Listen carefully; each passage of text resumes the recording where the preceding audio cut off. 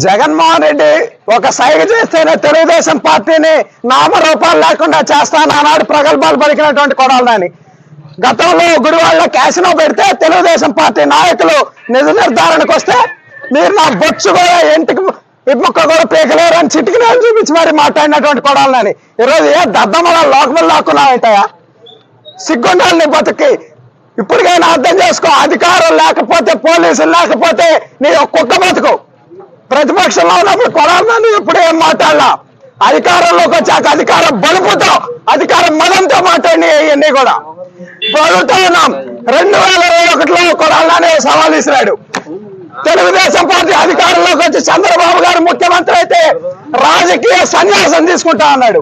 ఈరోజు అడుగుతా ఉన్నాం కొడాలని రాజకీయ సన్యాసం తీసుకోవడానికి రెడీగా ఉన్నామని అడుగుతా ఉన్నాం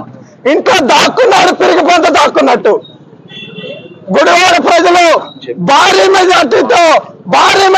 తెలుగుదేశం పార్టీని గెలిపించారంటే